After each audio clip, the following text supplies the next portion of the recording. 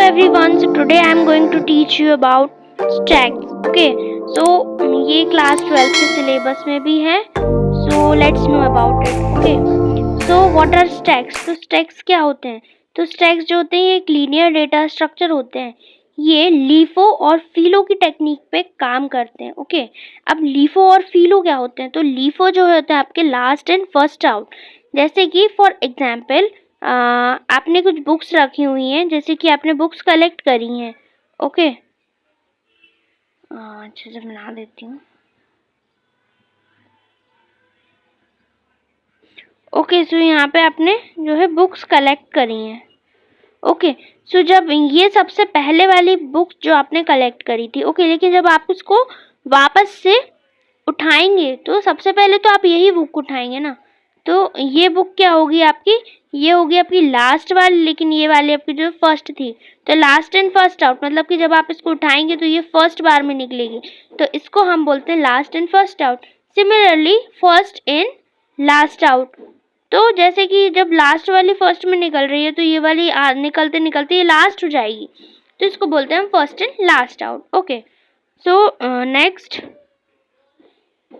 है आपका in stacks. Okay, in stacks insertions and deletions takes place from the one end, that is top. Okay, so जो आपके stacks होते हैं, जैसे कि मान लीजिए यहाँ पे मैंने बुक्स बनाई. ओके, ये कुछ मैंने बुक्स बनाई हैं, स्टैक्स बनाया बुक्स का. अब लेकिन जब आप इसको निकालेंगे तो यहाँ से भी या तो आप ऐसा कर सकते हैं कि इसको आप उठाकर और यहाँ से इसको ऐसा कैसा निकाल लें नीचे वाली को.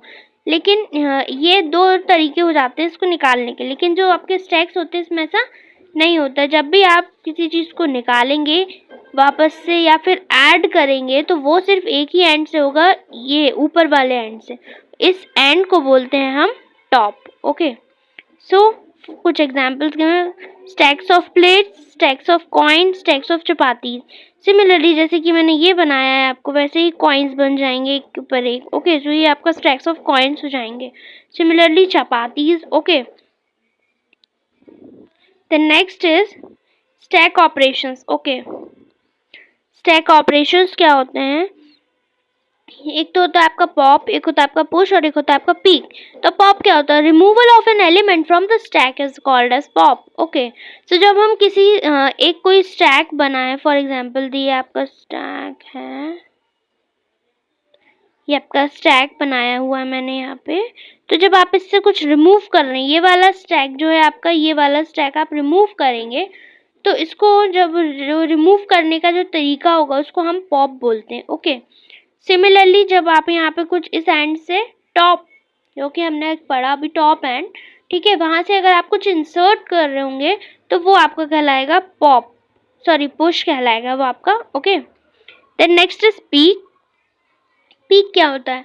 अब पॉप में आप रिमूव कर रहे हैं, पुश में आप इंसर्ट कर रहे हैं. लेकिन जो पीक होता है आपका, उसमें आप देख लेते हैं कि जो आपका लास्ट स्टैक जो आपने ऐड करा है उसकी वैल्यू क्या है. ओके, लेकिन उसको हम निकालते भी नहीं है, ना ही कुछ न्यू ऐड करते, जस्ट उसकी वैल्यू देखना चाहते हैं तो उसके लिए हम यूज़ करते हैं पीक. ओके, ये ऐसे यूज़ होते हैं pop function. Okay, push function and peak function. इसके लिए आगे प्रोग्राम्स हैं, वो मैं आपको नेक्स्ट पार्ट में बताऊंगी.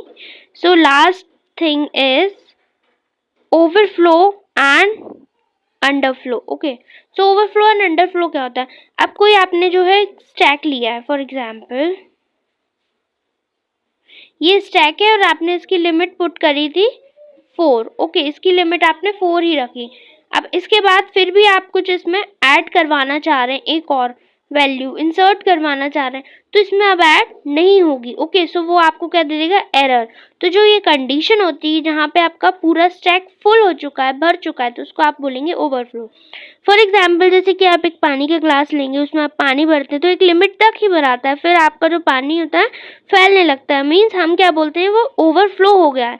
तो सिमिलरली स्टैक्स में होता है. Okay, underflow. अंडरफ्लो ये जब होता है जब आपका स्टैक है कोई एक, लेकिन वो पूरा एम्प्टी है. ओके, उसमें कुछ भी नहीं है और फिर भी आप उसमें से कुछ निकालने की कोशिश कर रहे हैं, तो जब उसमें है ही नहीं कुछ तो आप निकालेंगे क्या, है ना? तो वो भी एक कंडीशन होती है जिसको हम अंडरफ्लो बोलते हैं, उस कंडीशन में भी हमें एरर मिलता है।